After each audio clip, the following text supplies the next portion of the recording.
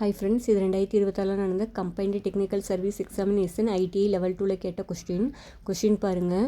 இது part 1 video. Question பாருங்கள். சரியானவற்றை தேர்வு செய்க அப்படின்னு கொடுத்துட்டு கீழே bro people, pro activity, empowering, human capital அப்படிலாம் கொடுத்துருக்காங்க இல்லையா.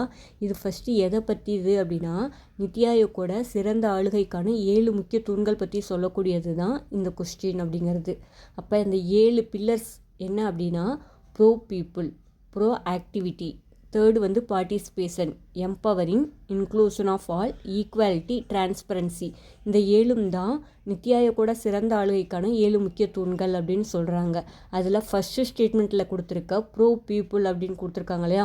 ப்ரோ பீப்புள் அப்படிங்கிறதுக்கான அர்த்தம் என்ன அப்படின்னா ஒரு சமூகத்துக்கும் சரி தனி மனிதனோட தேவைகளையும் நிறைவு செய்கிறது தான் ப்ரோ பீப்புள் அப்படிங்கிறது. ஆனால் இங்கே என்ன கொடுத்துருக்காங்க, எஜுகேஷன் அப்படின்னு கொடுத்துருக்காங்க இல்லையா. அதனால் ஃபஸ்ட்டு ஸ்டேட்மெண்ட் அப்படிங்கிறது தவறு. ப்ரோ பீப்புள் அப்படிங்கிறது fulfil aspiration of society as well as individuals அப்படிங்கிறது தான். சமூகத்துக்கும் சரி தனி மனிதனோட தேவைகளையும் சரி நிறைவு செய்கிறது தான் ப்ரோ பீப்புள் அப்படிங்கிறது. அப்போ எஜுகேஷன் அப்படின்னு கொடுத்துருக்காங்க, அதனால் ஃபஸ்ட்டு ஸ்டேட்மெண்ட் தவறு. செகண்ட் ஸ்டேட்மெண்ட் பாருங்கள், ப்ரோ ஆக்டிவிட்டி அப்படின்னு கொடுத்துருக்காங்க இல்லையா. ப்ரோ ஆக்டிவிட்டி அப்படிங்கிறது குடிமகனுக்கு தேவைப்படும் எதிர்பார்ப்புகளும் செயல்திறன்களும் அப்படிங்கிறது. அதாவது anticipation of and response to citizen needs. குடிமகனுக்கு தேவைப்படக்கூடிய எதிர்பார்ப்புகள் அவங்களுடைய செயல்திறன்கள் பற்றி சொல்லக்கூடியது ப்ரோ ஆக்டிவிட்டி. அதாவது சிட்டிசன் நீட்ஸ் அப்படின்னு சொல்லுவாங்க இல்லையா. அப்போ செகண்ட் ஸ்டேட்மெண்ட் கரெக்டு. தேர்டு என்ன அப்படின்னா தேர்டு பில்லருங்கிறது பார்ட்டிசிபேஷன் அப்படின்னா குடிமகன்களோட ஈடுபாடு பற்றி சொல்லக்கூடியது. ஃபோர்த்து பில்லர் அப்படிங்கிறது எம்பவரிங் அப்படிங்கிறது இந்த தேர்ட் ஸ்டேட்மெண்ட்டில் எம்பவரிங் அப்படின்னு கொடுத்துருக்காங்க இல்லையா. அந்த எம்பவரிங் அப்படிங்கிறது எதை பற்றி சொல்லக்கூடியது அப்படின்னா அனைத்து அம்சங்களிலும் பெண்களுக்கு அதிகாரம் அளித்தல். எம்பவரிங் அப்படிங்கிறது விமன் இன் ஆல் ஆஸ்பெக்ட்ஸ் அப்படின்னு. அப்போ தேர்டு ஸ்டேட்மெண்ட் அப்படிங்கிறது கரெக்டு. ஃபோர்த்து ஸ்டேட்மெண்ட் பாருங்கள், human capital equal to society அப்படின்னு கொடுத்துருக்காங்க இல்லையா. ஹியூமன் கேபிட்டல் அப்படிங்கிறது நித்தி ஆயோக்கோட 7 பில்லர்ஸில் ஒன் ஆஃப் த பில்லர் அப்படிங்கிறது கிடையாது. அதனால் ஃபோர்த்து ஸ்டேட்மெண்ட் தவறு.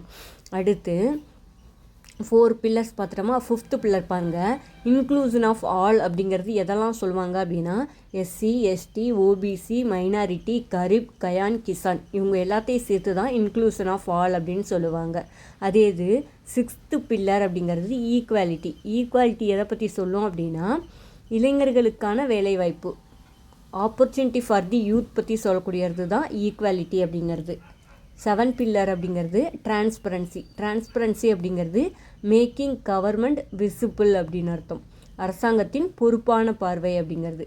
அப்போ இந்த கொஸ்டினுக்கு கரெக்டான ஆன்சருங்கிறது ப்ரோ பீப்புள் அப்படிங்கிறது எஜுகேஷன் கிடையாது. ப்ரோ பீப்புள் அப்படிங்கிறது சமூகம் தனி மனிதனோட தேவைகளை நிறைவு செய்கிறது தான் ப்ரோ பீப்புள். அதனால் ஃபஸ்ட்டு தவறு.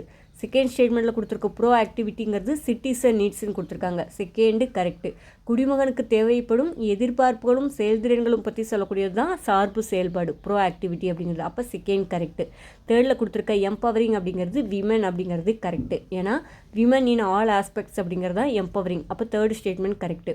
ஃபோர்த்து ஸ்டேட்மெண்ட் அப்படிங்கிறது அந்த 7 பில்லர்ஸில் ஒன் ஆஃப் த பில்லர் அப்படிங்கிறது கிடையாது. அதனால் ஃபோர்த்து ஸ்டேட்மெண்ட் தவறு. நமக்கு சரியானவற்றை தேர்வு செய்கன்னு கொடுத்துருக்கனால ஆப்ஷன் சியில் இருக்க 2 and 3 ஒன்லி அப்படிங்கிறது தான் அந்த கொஸ்டினுக்கு கரெக்டான ஆன்சர். எக்ஸ்ட்ரா ஸ்டேட்மெண்ட் நான் வச்சுக்கோங்க. நிதி ஆயோக் அப்படிங்கிறது பிளானிங் கமிஷனுக்கு மாற்றாக 2015 ஜனவரி 1 கொண்டு வரப்பட்டதான் நிதி ஆயோக். நிதி ஆயோக்கோட ஃபஸ்ட் தலைவர் யார் இருப்பாங்க அப்படின்னா நிதி ஆயோக்கோட தலைவராக பிரைம் மினிஸ்டர் வந்து இருப்பார். நிதி ஆயோக்கோட துணைத் தலைவர் அப்படிங்கிற ஒரு ஃபஸ்ட்டு துணைத் தலைவர் யார் அப்படின்னு பார்த்தோம் அப்படின்னா அரவிந்த் பனகாரியா. இப்போ நிதி ஆயோக்கோட துணைத் தலைவராக இருக்கவர் பேர் என்ன அப்படின்னா அசோக் குமார் லஹாரி அப்படிங்கிறவர். அப்போ நமக்கு கொடுத்துருக்க கொஸ்டினுக்கு கரெக்டான ஆன்சருங்கிறது ஆப்ஷன் சியில் இருக்க 2 and 3 ஒன்லி அப்படிங்கிறது தான். செகண்ட் கொஸ்டின் பாருங்கள், கீழ்கண்டவற்றுள் தவறான குற்றை கண்டுபிடி அப்படின்னு கொடுத்துட்டு ஃபர்ஸ்ட் ஸ்டேட்மெண்ட் அன்னி பெசன்ட் அம்மையார் 1914 தி காமன்வீல் என்ற வார பத்திரிகையை தொடங்கினார் அப்படின்னு கொடுத்துருக்காங்க. ஃபர்ஸ்ட் ஸ்டேட்மெண்ட் அப்படிங்கிறது கரெக்டு தான். அன்னி பெசன்ட் அப்படிங்கிறவங்க 1914 அதாவது காமன்வீல் அப்படிங்கிற வார பத்திரிகையையும் நியூ இந்தியா அப்படிங்கிற தினசரி நாளிதழையும் தொடங்கியிருப்பாங்க. அப்போ ஃபஸ்ட்டு ஸ்டேட்மெண்ட் அப்படிங்கிறது கரெக்டு. செகண்ட் ஸ்டேட்மெண்ட் பாருங்கள், 1915 ஹவு இந்தியா ரஃப்ட் ஃபார் ஃப்ரீடம் என்ற புத்தகத்தை வெளியிட்டார் அப்படின்னு கொடுத்துருக்காங்க. செகண்ட் ஸ்டேட்மெண்ட் அப்படிங்கிறது கரெக்டு தான். 1915 தான் இந்தியா விடுதலை பெற எவ்வாறு துயருற்றது அப்படிங்கிற ஒரு புத்தகத்தை வந்து எழுதியிருப்பாங்க. அப்போ செகண்ட் ஸ்டேட்மெண்ட் அப்படிங்கிறது கரெக்டு. தேர்ட் ஸ்டேட்மெண்ட் பாருங்கள், 1915 செப்டம்பர் 28 ஹோம் ரூல் இயக்கத்திற்கு அழைப்பு விடுத்தார் அப்படின்னு கொடுத்துருக்காங்க. தேர்ட் ஸ்டேட்மெண்ட் அப்படிங்கிறது கரெக்டு. 1915 செப்டம்பர் மாதம் தான் என்ன பண்ணுவாங்க அப்படின்னா ஹோம் ரூல் இயக்கத்தை வந்து சென்னையில் வந்து தொடங்கியிருப்பாங்க. இந்த தன்னாட்சி இயக்கத்தோட முதல் மாநாடு அப்படிங்கிறது கடலூரில் விபி மாதவன் தலைமையில் தான் நடந்திருக்கும். இதுவே ஒரு ப்ரீவியஸ் இயர் கொஸ்டின் நான் வச்சுக்கோங்க.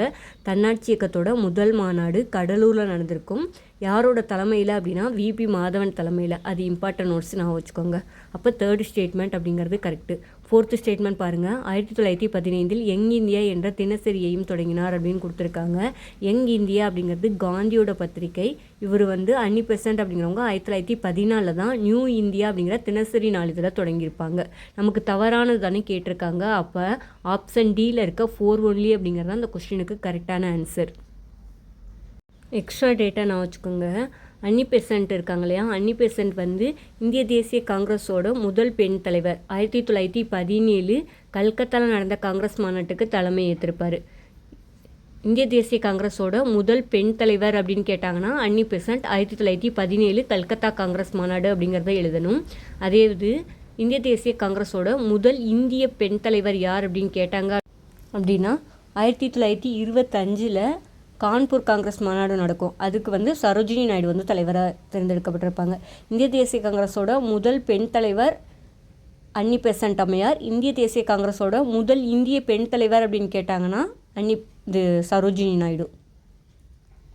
நெக்ஸ்ட் கொஸ்டின் பாருங்கள், பௌத்த சங்கங்கள் நடைபெற்ற இடங்களை காலவரிசையில் குறிக்கவும் அப்படின்னு கொடுத்துருக்காங்க இல்லையா. பௌத்த சங்க மாநாடுகள் நடைபெற்ற இடங்கள் அப்படின்னு கேட்டாங்கன்னா ஒரு ஷார்ட்கட் நான் வச்சுக்கோங்க.